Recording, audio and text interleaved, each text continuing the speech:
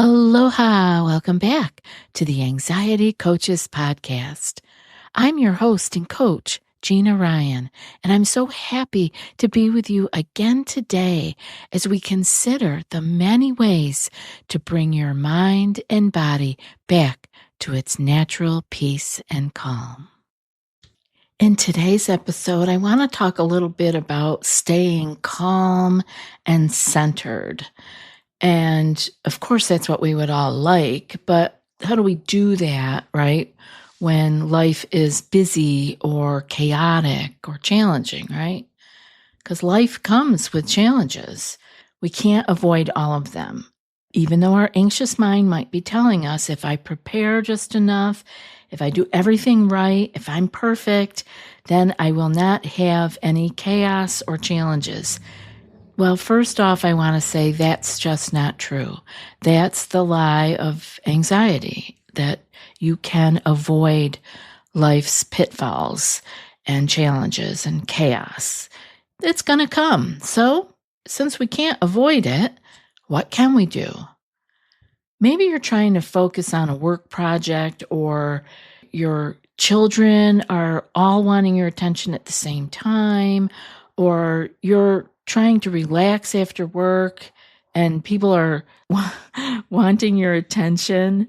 It's the end of the day and you have no more energy left for anything.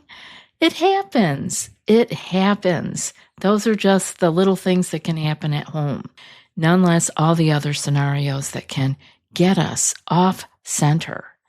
And it's easy to get wrapped up in our lives and let all of the stress of the world take over.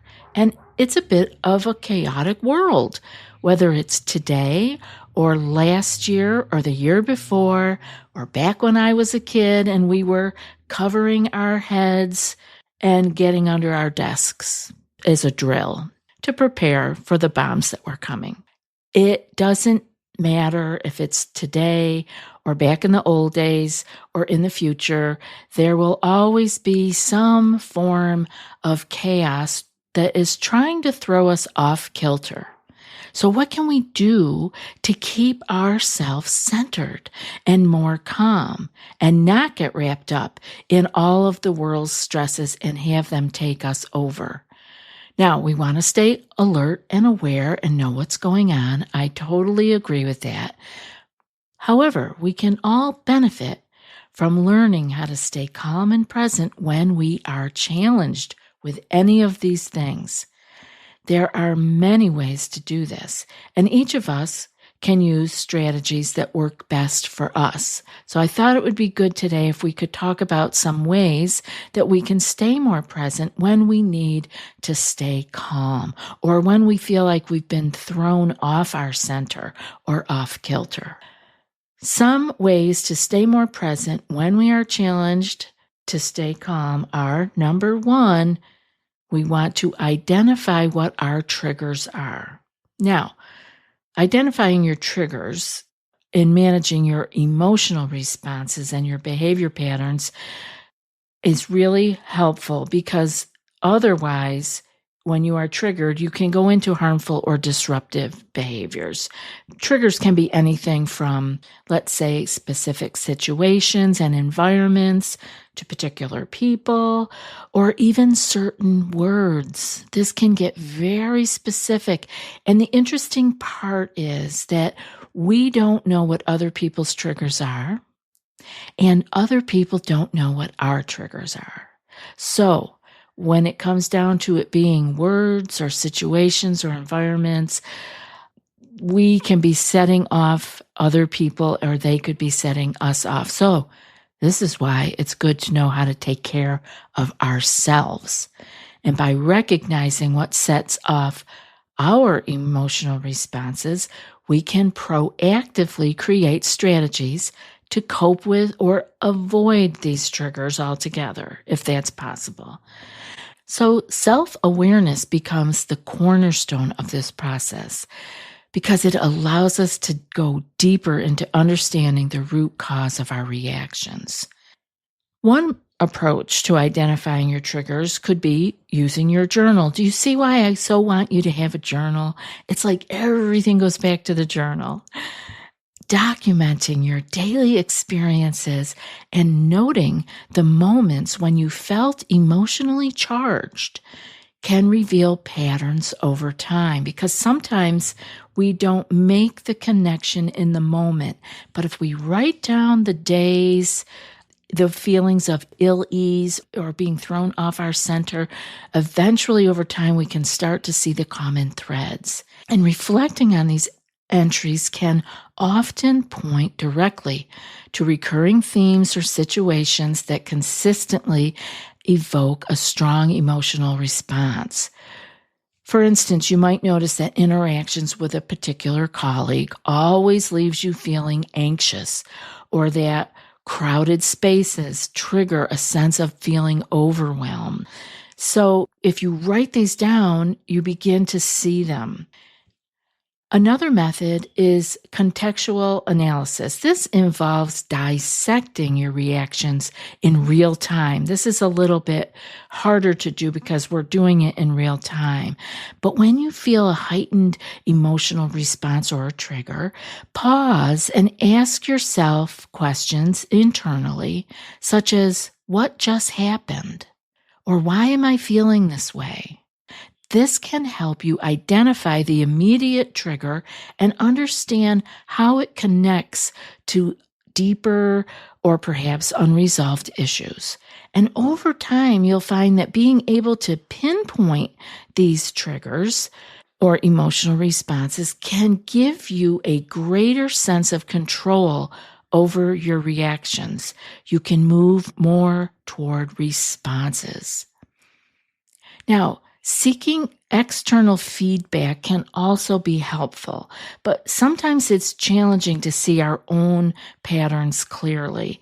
So discussing your experiences and your reactions with a trusted friend or a family member, coach, or a therapist can provide new perspectives and insights. And they might notice things that you overlook and help you connect the dots that might not have been apparent to you. Now, this approach can significantly enhance your ability to identify and understand your own triggers. What situations typically make you feel stressed or anxious right now, if you want to think about it? Now, once you know your triggers, you can look for patterns and avoid or manage them. Sometimes we have to avoid what is triggering us, and sometimes we cannot avoid what is triggering us. So this is going to take some work. Now, it could be work deadlines that make you feel extremely stressed and trigger you into very big feelings of discomfort. So when you know a work deadline is coming up, you can start your project early so that you don't feel as anxious or triggered. When you plan, you can reduce your stress levels significantly. Now, for some of us, stress might come from family gatherings. If family get-togethers are difficult for you, see if there's something you can do to make them more enjoyable. Maybe you can plan an activity that everyone can do together, or take some time for yourself before and after the gathering so you have something to look forward to. If you are someone who gets stressed out in traffic, try to leave a little earlier for your destination so you don't have to rush. You can also try listening to calming music or a podcast to help you distract during your commute. These are all ways of trying to manage your triggers when you have to be involved with them. Now, next up, you can take a step back. This is another way that you can keep yourself calm and centered by taking a step back. If you're in the middle of a stressful situation, take a step back and observe the problem from a distance. You can see the situation more clearly that way and make better decisions when you are not nose to nose with it. For an example, if you're in a meeting and someone is arguing with you, take a step back in your mind and analyze the situation. What is the person trying to say? What is the best way to respond? Can you identify areas where you can agree with them and diffuse the situation? Another example, if you're in a heated discussion with your partner, take a step back and observe the situation. What is the actual issue here? What can you do to resolve it? You can take mental notes of solutions and try to use these solutions when you find yourself in conflict with your partner. Now, some other ways that you can stay calm and centered would be to talk it out with someone. Sometimes the best way to calm down is to talk to someone about it. Talking things out can help you see the situation in a different light and help you to find new solutions. If you're feeling stressed about that project at work, talk to your boss or a colleague about it. They may have some helpful suggestions by having a different perspective. You can talk to your partner or friend about it if you're feeling overwhelmed with family responsibilities. They may help you out and give you some words of encouragement. And for people who in the moment have no one to talk to about it, which I have this with clients that have done well with this, you can talk it out into your phone, into your recorder. The fact that you are putting it out somewhere out of your head and the words are coming out of your mouth goes into the recorder as if you were going to send it to someone. You don't have to send it to someone. You can delete it right afterwards. But your brain will process it differently as you are saying it versus just thinking about it. Next up, to stay calm and centered would be to make a plan. If you're feeling overwhelmed, you can sit down and make a plan of action. Write out what you need to do and take some time to figure out the best ways to do it. I like working backwards with projects. I get the end on the right-hand side. I have the beginning where I am at on the left-hand side, and I use my sticky notes. I usually reverse engineer it, and I go from the end and see what I have to do and find myself at the beginning. Nice thing about the sticky notes is you can move them around. You will feel more in control that way and less stressed. It is actually just like brainstorming. Like if you feel stressed about an upcoming deadline, make a plan of action. What do you need to do to meet the deadline? What can you delegate to others, and so on? If you're feeling overwhelmed at the house with the chores, you can make a schedule of daily tasks that you plan to do. You can create a detailed program that will reduce the overwhelm and the stress. This helps to keep us on our keel. We don't feel like we're spinning out of control when we have a plan. Another thing you could do is to seek support. When we're feeling stressed, it's essential that we seek supportive people. Have people around you that will listen to you without judgment and that can offer helpful advice. If you're feeling stressed about work, again, talk to a friend or family member. They may have helpful perspectives.